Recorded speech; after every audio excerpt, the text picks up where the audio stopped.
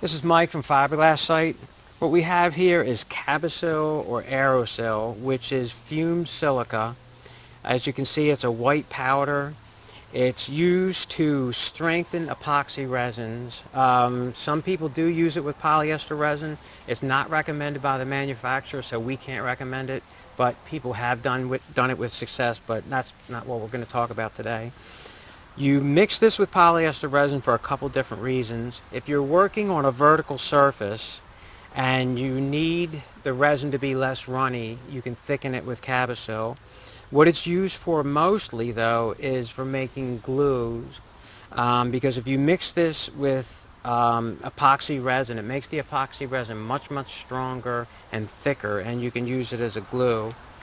You mix it at a 1-to-1 ratio. So we're going to mix half a quart of epoxy resin, then we're going to put in half a quart of Cabosil, and we're going to glue this piece of wood to this just to demonstrate how it works and how that you should use it.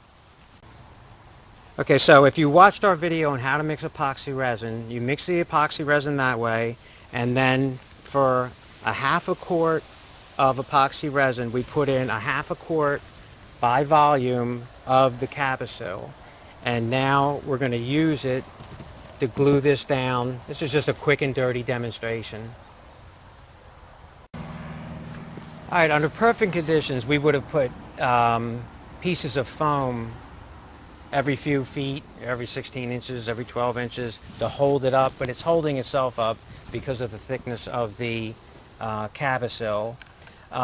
If this were a stringer, we would let this cure up overnight, and then we would cover it over with 2 layers of 1708, and the Cabosil would hold it to the hull, the stringers will hold it to the hull, but you can see how thick this Cabosil glue is, and it's extremely strong, and you can use it for gluing just about anything.